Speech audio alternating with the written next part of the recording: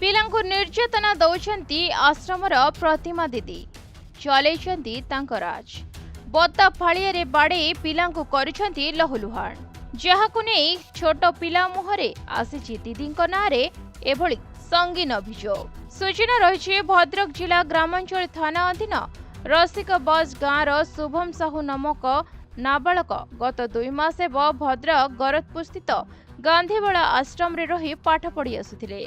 ହେଲେ ସେଠାରେ ଯେଉଁମାନେ ଦାୟିତ୍ୱରେ ଅଛନ୍ତି ସେମାନଙ୍କର ମନମୁଖୀ ଶାସନ ପାଇଁ ନାବାଳକ ଶୁଭମ ଆଶ୍ରମ ଛାଡ଼ି ପଳାଇ ଆସିଛନ୍ତି, ଯାହା ଆଶ୍ରମର ସୁରକ୍ଷାକୁ ନେଇ ଏବେ ପ୍ରଶ୍ନବାଚୀ ସୃଷ୍ଟି କରିଛି। ଆଉ ସବୁଠାରୁ ବଡ଼ କଥା ହେଉଛି ନାବାଳକକୁ ଅତ୍ୟଧିକ ନିର୍ଯାତନା ପରେ ହିଁ ସେ ଲୁଚି ପଳାଇ ଆସିଥିବା ଅଭିଯୋଗ ହୋଇଛି। ପିଲା ଆମର 9:40 ଭିତରେ ପିଲାଟା ଆମ ଗାଁ ପିଲା 2 ଜଣ ଯାଉଥିଲେ। ସେ ପିଲାଟା ବହୁତ ଛୋଟିଆ ଛୋଟି ପୁରା ଚାଲୁଥାଏ। ତାକୁ ପଚାରିଲେ ଆମ ପିଲା 2ଟା ପଚାରିଲେ ଆମ ସାନ ଭାଇ ଆଉ ଗୋଟେ ଆମ ଗାଁ ପିଲା କାହ୍ନା, ସେ 2 ଜଣ ପଚାରିଲେ କହିଲା ବା ତୁମ ଘର କେଉଁଠି? ନା ରସିଆବାଦ। ତୁ କେଉଁଠି ରହୁଛୁ? ନା ମୋ ବାଳା ଆଶ୍ରମରେ। କାହିଁ ପଳେଇଲେ? ସେ କାନ୍ଦିଲା। କାନ୍ଦି ସାରିଲା ପରେ ତା ପଚାରିଲା କ'ଣ ହେଲା? ସେ ସବୁ ଦେଖିଲା ବେଳକୁ ଫାଟି ଯାଇଛି, ତା ଗୋଡ଼ ଫାଟିଛି, ତାପରେ ବାଁ ଗୋଡ଼ ବି ଫ୍ରାକ୍ଚର ହେଇଛି, ପୁରା ଫୁଲି ଯାଇଛି। ସେଠି ତା ପଚାରିଲା କହିଲା ମୋ ଦିଦି ମାଇଲେ। କେଉଁ ଦିଦି ମାଇଲେ? ନା ମୁଁ ବାଳା ଆଶ୍ରମ। କେତେ ଦିନ ହେଲା? ନା 2 ମାସ ହେଲା ରହିଥିଲି। ଆଉ କାଲି ଏଇଭଳିଆ ମୁଁ ଉଠିକି ଆସୁଛି, ମୋତେ ଭୁଲ ପିଲାମାନେ ବି ମାରିଛନ୍ତି। ଆଉ ପିଲାମାନେ ମାରିବା ଦ୍ୱାରା ବି ମୋତେ ଭୁଲ ସ୍ୱୀକାର କରିଛନ୍ତି ମୁଁ ବଦମାସି ହେଉଛି ବୋଲି। ମୁଁ ସେମିତି କିଛି ବଦମାସି କରିନି। ସେ ଯାହା ଆମ ପାଖରେ ଷ୍ଟେଟମେଣ୍ଟ ଦେଇଛି। ସେଇଠୁ ଆମେ ତାକୁ ରେସ୍କ୍ୟୁ କଲୁ। କରିସାରିଲା ପରେ କିଛି ଖାଇନଥିଲା। ସେ କହିଲା ମୁଁ 2 ଦିନ ହେଲା କିଛି ଖାଇନି, କାଲି 4ଟା ଖଣ୍ଡେ ବେଳେ ଖାଇଥିଲି। ଆମେ ପିଲା ତାକୁ ନେଇକି ଖାଇବାକୁ ଦେଲେ। ଖାଇବାକୁ ଦେଇକି ଆମ କ୍ଲବ୍ରେ ବସିଲା। ବସି ତାକୁ ବି ମେଡ଼ିକାଲ ଟ୍ରିଟମେଣ୍ଟ ଆମେ କଲୁ। କରିସାରିଲା ପରେ ଆମେ ସେଇଠୁ ଏଇଠି ଅଫିସକୁ ଆମେ ନେଇକି ଆସିଛୁ। ଏଇଭଳିଆ ଥରେ ନୁହେଁ, ଏଇଭଳିଆ ଆପଣ ଜାଣିଥିବେ, ଆପଣ ଚରମ୍ପାରେ ଏଇଭଳିଆ ପିଲା ବାଳା ଆଶ୍ରମରୁ ଥରେ ଯାଇଥିଲା ଏଇଭଳିଆ ଥରେ ନୁହେଁ 2 ଥର ବାରମ୍ବାର ଏଇଭଳିଆ କେସ୍ ହେଉଛି। ତାପରେ ଫେରେ ସେ ପିଲା ବି କହୁଛି, କହିଲା ଏଇଥର ଯଦି ତୁ ଆସୁ କି ଧରା ପଡ଼ୁ କି ଭଲ ମନ୍ଦ କାଲି ମାରିଛନ୍ତି, ଆମେ ଲଙ୍କା ଧୁଆ ଦେଇକି ଆମେ ତତେ ମାରିବୁ। ଆଉ ନାଇଁ କଣ୍ଟାକ୍ଟ କରିନଥିଲେ। ଆମ ପାଖରେ ଗୋଟେ ଆଶ୍ରମ ଅଛି, ଆମର ଲାଙ୍ଗୁଡ଼ି ଆଶ୍ରମ, ସେଠୁ ତାଙ୍କ ପିଲା ଅଛନ୍ତି, ଲିଙ୍କ ଅଛନ୍ତି, ସେ ଖବର ପାଇକି ଆସିଥିଲେ। ଆସିଲା ପରେ ଆମ ପିଲାଙ୍କୁ କହିଛନ୍ତି ଯାହା ହେଇଛି ଆମେ ଗୋଟେ କମ୍ପ୍ରମାଇଜ୍ କରିଦେବା। ମୋ ସାନ ଭାଇମାନେ ଆମ କ୍ଲବ୍ ପିଲା ଥିଲେ, ଏଠି କହୁଛନ୍ତି ଯାହା ହେଇଛି ହେଉଛି, ଗୋଟେ କ'ଣ ଗୋଟେ ଦେବା ନେବା ଗୋଟେ ଇଏ ହେଇଯିବା, ସେଇଟା ଲାଞ୍ଚ କରୁଥିଲେ, ଗୋଟେ ବଦନାମୀ ହେବ, ଇଏ ହେବ। ସେ କହୁଛନ୍ତି କ'ଣ କେତେ କହିଛନ୍ତି ଆମ ପିଲାମାନଙ୍କୁ 20 ନା କ'ଣ ଏଇଭଳିଆ କ'ଣ ଦେବେ ବୋଲି। ଆଉ ତୁମେ ସେଇଟା ପିଲା ଦୋଷ ଲୋଚା ତା ପିଲାମାନେ ଆପଣ ବି ଦେଖିପାରୁଥିବେ ପିଲା ଚାଲିପାରୁନି। ଏବେ ସରକାର ଶିଶୁମାନଙ୍କ ସୁରକ୍ଷା ପାଇଁ ଅନେକ ଟଙ୍କା ଖର୍ଚ୍ଚ କରୁଛନ୍ତି ଏବଂ ନୂଆ ନୂଆ ଆଇନ ମଧ୍ୟ ଆଣୁଛନ୍ତି, କିନ୍ତୁ ଆଇନ ମାନିବା ଲୋକ ହିଁ ଆଇନ ଭାଙ୍ଗୁଛନ୍ତି। ଗାନ୍ଧୀବାଳାଶ୍ରମରେ ପିଲାଏ ରହିବା ପାଇଁ ସରକାରୀ ବ୍ୟବସ୍ଥା ରହିଥିବା ବେଳେ ସେଠାରେ ଥିବା ପରିଚାଳକମାନଙ୍କର ମନମୁଖୀ କାର୍ଯ୍ୟ ପାଇଁ କେଉଁଠି ସରକାରୀ ଯୋଜନା ଏବେ ବାଟପଣା ହେବାକୁ ବସିଲାଣି ତ କେଉଁଠି ପିଲାଏ ଆଶ୍ରମରେ ରହିବା ବଦଳରେ ଲୁଚି ପଳାଉଛନ୍ତି। ତେବେ ଖବର ଅନୁସାରେ ଆଶ୍ରମର ପ୍ରତିମା ଦିଦି ବାଉଁଶ ଫାଳିଆରେ ଏଭଳି ବାଡ଼େଇଛନ୍ତି ଯେ ପିଲା ସଳଖି ଚାଲିପାରୁନି ଏବଂ କିଛି ନ ଖାଇ କଥା ମଧ୍ୟ କହିପାରୁନି। ତେବେ ମାଡ଼ ଖାଇଥିବା ନାବାଳକକୁ ପଚାରିବାରୁ ପ୍ରତିମା ଦିଦି ବତା ଫାଳିଆରେ ବାଡ଼େଇ ଏମିତି ଅବସ୍ଥା କରିଛନ୍ତି ବୋଲି କହିଛନ୍ତି। ଶୁଭମ ସାହୁ ରସିକବାଜ ଗାନ୍ଧୀବାଳା ଆଶ୍ରମର 2 ମାସ ଆମ ଦୋକାନ ଯାଇଛୁ ନା, ତାପରେ ଛୁଆଙ୍କୁ ପଠେଇଲେ, ଛୁଆ ମାରିକିନା ଆଣିଲେ, ତାପରେ ଦିଦି ଅଫିସକୁ ନେଲେ, ଅଫିସରେ ମାଇଲେ ବତା ଫଳିଆ ଗୁଡ଼କୁ। କାଲି ପଢ଼ୁନ ଯେତେବେଳେ ଭୁଲ ଛୁଆ ମାରିବେ, ଯେତେବେଳେ ନ ଭୁଲ ଛୁଆ ନା ଛୁଆ ମନୁଷ୍ୟ କରେ, ତାପରେ ମୁଁ ମାଡ଼ ଖାଇବି। କାଲି ଏଇ ଯେଉଁ 2 କରତେ ଯାଇଥିଲି ନା, ତାପରେ ଦୋକାନ ଗୋଟେ ଛୁଆଟେ ଡାକିଲେ ଗନି ନା ଦୋକାନ, ସେ ଆଶ୍ରମ ପିଲା ଦୋକାନରୁ ଦିଦି ଛୁଆ ସବୁ ପଠେଇଲେ, ଗୋଟେ ଛୁଆ ଆଣିଲେ ପିଟିକିନା, ତାପରେ ଦିଦି ଅଫିସକୁ ନେଲେ, ମାରିଲେ ଝିଅର। ଏ ବାବଦରେ ଜିଲ୍ଲା ଶିଶୁ ମଙ୍ଗଳ ଅଧିକାରୀଙ୍କୁ ପଚାରିବାରୁ କାର୍ଯ୍ୟାନୁଷ୍ଠାନ ନିଆଯିବ ବୋଲି କହିଥିବା ବେଳେ ଗାନ୍ଧୀବାଳାଶ୍ରମର ଅଧ୍ୟକ୍ଷ କହିଛନ୍ତି ଉକ୍ତ ଦିଦିଙ୍କ ବିରୋଧରେ କାର୍ଯ୍ୟାନୁଷ୍ଠାନ ଗ୍ରହଣ କରାଯିବ। ତ ଆକ୍ଚୁଆଲି ସେଟା ତ ଆମେ ଜାଣିନଥିଲୁ। ଆମ ଟାଇମିଂ 10ଟାରୁ 5:30 ଆମ ଅଫିସ୍ ଟାଇମ୍, ଯେହେତୁ ଆମେ ଅଫିସିଆଲ କାମରେ ଅଛୁ। ଆଉ ଯାଇକି ପହଞ୍ଚିଲା ପରେ ଯିଏ ଦାୟିତ୍ୱରେ ଅଛନ୍ତି ସେ କହିଲେ ଯେ ପିଲାଟି ଏମିତି ପଳେଇ ଯାଇଛି। ଆଉ କେଉଁଠି ଯାଇଛି କ'ଣ କେମିତି ଗଲା, ସିଏ କହିଲେ ଯେ ଆମକୁ 9:55-57 ପାଖାପାଖିରେ ଯାଇଛି ନା କୁଆଡ଼େ ଗଲା। ସବୁଆଡ଼େ ସେ ଯୁଆଡ଼େ ଏମିତି ଛୁଆ ଖେଳନ୍ତି ବୁଲନ୍ତି, ସେଆଡ଼େ ଆମେ ଯାଇକି ଦେଖିଲୁ, କିନ୍ତୁ ପିଲାଟାକୁ ପାଇଲୁନି। ତାପରେ ଆମ ଷ୍ଟାଫ୍ ମାନେ ଯାଇକି ଚାରିଆଡ଼େ ଦେଖିକି ଆସିଲେ, କିନ୍ତୁ ପାଇଲେ ନାହିଁ। ତାପରେ ଆମେ କୌଣସି ଗୋଟେ ସୂତ୍ରରୁ ଜାଣିବାକୁ ପାଇଲୁ ଯେ ସେ ପିଲାଟି ମାନେ ଯାଇକି ହରିପୁର ବ୍ଲକ ମାନେ କ୍ଲବ ପାଖରେ ପହଞ୍ଚି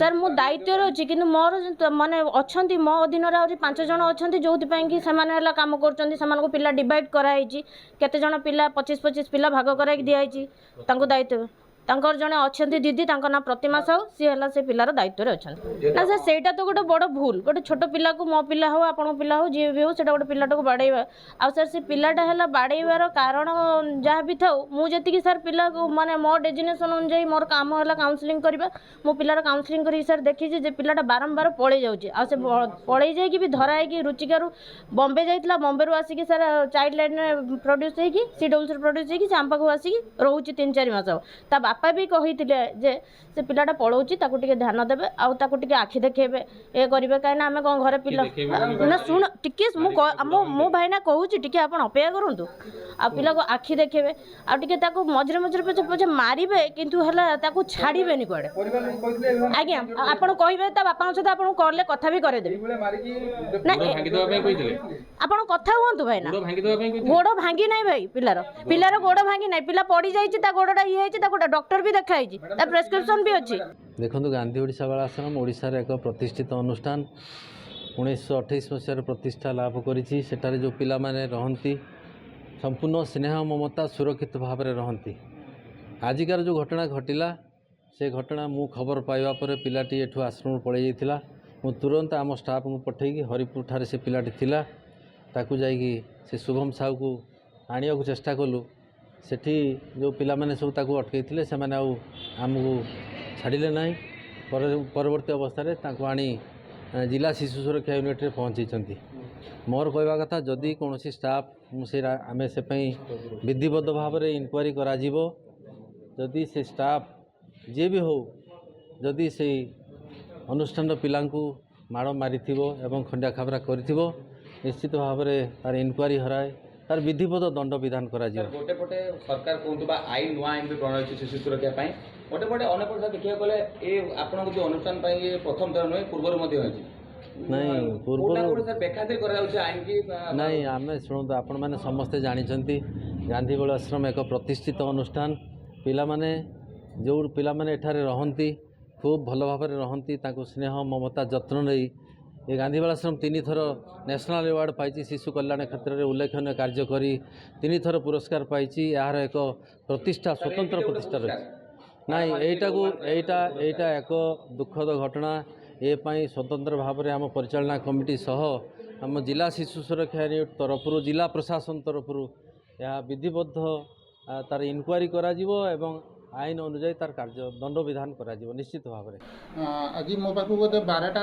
12:30 ବେଳକୁ ଆମର ଗୋଟେ ଫୋନ୍ ଆସିଲା ଯେ ଏମିତି ଗୋଟେ ଶୁଭମ ସାହୁ ବୋଲି ଗୋଟେ ପିଲାକୁ ପାଇଛନ୍ତି ଆମର ବାଇପାସ୍ରେ ଏମିତି ଗୋଟେ ଫୋନ୍ ଆସିଲା ତ ମୁଁ ସାଙ୍ଗେ ସାଙ୍ଗେ ଆମର ଚାଇଲ୍ଡ ଲାଇନ୍ ଷ୍ଟାଫ୍ଙ୍କୁ ପଠାଇଲି ମୁଁ କହିଲି ଯାଉ ସେ ପିଲାଙ୍କୁ ରେସ୍କ୍ୟୁ କରିବାକୁ ଦେଖିବା କ'ଣ ହେଇଛି ତ ଚାଇଲ୍ଡ ଲାଇନ୍ ଷ୍ଟାଫ୍ଙ୍କୁ ପଠାଇଲି ଯେମିତି ସେ ଚାଇଲ୍ଡ ଲାଇନ୍ ଆମର ଯେ ଶୁଭଶ୍ରୀ ମ୍ୟାଡ଼ାମ୍ ଅଛନ୍ତି DC ଅଛନ୍ତି ସେ ଯାଇକିନା ଦେଖିଲେ ଯେ ହଁ ଏମିତି ଗୋଟେ ପିଲା ଆସିଛି ଆଉ ତାକୁ ପଚାରିଲା ବେଳକୁ ଜଣାପଡ଼ିଲା ଯେ ସେ ମାନେ ଗାନ୍ଧୀ ବାଳାଶ୍ରମରେ ବୋଲି ତାକୁ କ'ଣ ବାଡ଼ାବାଡ଼ି କରିଛନ୍ତି ବୋଲି ସେ କ'ଣ ଲୁଚିକି ପଳେଇ ଆସିଛି ବୋଲି ସେ କହୁଛି ତ ଯେ ଇନକ୍ୱାରି ଆମେ ଜାଣିବାକୁ ପାଇଲୁ ଯେ ଏଠିକି ଆସିଲା ପରେ ବି ସେ ପିଲାକୁ ମୁଁ ଡକେଇଥିଲି ଏବେ ପିଲାଙ୍କୁ ଆମର ସେ ପିଲା ଆଣିକିନା ଏଠି ଇଏ କରିସାରିଲା ପରେ ମୁଁ ଆମର ଗାନ୍ଧୀ ବାଳାଶ୍ରମର ଷ୍ଟାଫ୍ଙ୍କୁ ବି ଡକେଇଥିଲି କ'ଣ ହେଇଛି ବୋଲି ତାପରେ ଆମେ CWC ପ୍ରଡକ୍ସନ୍ କରିଥାନ୍ତୁ ତ ଦେଖିଲୁ ଯେ ହଁ ସେ ପିଲାଟି ଆଘାତ ପାଇଛି କିଛି ତ ତାକୁ ବର୍ତ୍ତମାନ ମୁଁ ମେଡ଼ିକାଲକୁ ପଠାଇଛୁ ଆମେ ପଠାଇଲା ପରେ ଯଦି ଦେଖନ୍ତୁ ଯଦି ଏମିତି କିଛି ହେଇଛି ତ ଆମେ ନିଜେ ତ ଆଖିରେ ଦେଖିଲୁ ମୁଁ ନିହାତି ଇନକ୍ୱାରି କରିବି ଏଇଟା ଆମର ଉପରସ୍ଥ ଯିଏ ଆମେ ଜିଲ୍ଲାପାଳ ଅଛନ୍ତି ଆମ ସାର୍ଙ୍କୁ ଆମେ ଜଣେଇବୁ ସରକାର କୋଟି କୋଟି ଟଙ୍କା ଖର୍ଚ୍ଚ କରିକି ମାନେ ଶିଶୁ ସୁରକ୍ଷା ପାଇଁ ବଡ଼ ବଡ଼ ଆଇନ ଆଣୁଛନ୍ତି ଆଜ୍ଞା ସ୍କୁଲ କ'ଣ ଶିକ୍ଷକମାନେ କ'ଣ ଜାଣିପାରୁନନ୍ତି ନା କ'ଣ ନାଇଁ ଦେଖନ୍ତୁ ଭାଇ ଭଲ କଥାଟେ ପଚାରିଲେ ଆମେ ତାଙ୍କୁ ବାରମ୍ବାର ୟା ଉପରେ ବହୁତ ପ୍ରକାର ଟ୍ରେନିଂ ଦେଉଛନ୍ତି ଆମର 6-7ଟା ଲେଖା ବର୍ଷକୁ ଆର ବର୍ଷ ମୁଁ ତ ଏଇ ବର୍ଷ ହେବ ଆସିଛି ତା ଭିତରେ ଆମେ 6ଟା ଖଣ୍ଡେ ଟ୍ରେନିଂ ବି କରିଛୁ ଯେ ନାଇଁ ପିଲାଙ୍କୁ କେମିତି କେୟାର ନେଇପାରିବ ପିଲାଙ୍କର ମାନେ ଷ୍ଟାଫ୍ମାନଙ୍କର ରୋଲ୍ କ'ଣ ରହିବ କେମିତି ସେମାନଙ୍କୁ ମାନେ ବେଟର୍ ଆମେ ଫ୍ୟାସିଲିଟେଟ୍ କରେଇକିନା ତାଙ୍କୁ କେୟାର ଦେଇପାରିବା ତ ତାଙ୍କୁ ଟ୍ରେନିଂ ବି ଦିଆଯାଇଛି ତ ଆମେ ଯଦି ଦେଖିବୁ ଏମିତି କିଛି ଇଏ ହେଇଛି ତ ନିଶ୍ଚୟ ଆମେ ୟାର କାରବାଇ କରି ଆମେ କାର୍ଯ୍ୟାନୁଷ୍ଠାନ କରିବୁ ତେବେ ଗାନ୍ଧୀବେଳା ଆଶ୍ରମ ସର୍ବପୁରାତନ ଆଶ୍ରମ ହୋଇଥିବା ବେଳେ ରାଜ୍ୟରେ ସ୍ୱତନ୍ତ୍ର ସ୍ଥାନ ମଧ୍ୟ ରହିଛି କିନ୍ତୁ ଏଭଳି ଏକ ଘଟଣା ନୂଆ ନୁହେଁ ବରଂ ଆଗରୁ ମଧ୍ୟ ଅନେକ ବାର ହୋଇସାରିଛି एभली घटना आश्रमर प्रतिष्ठा को हानि पहुंचाइब एथिरे किछि भी संदेह नहीं।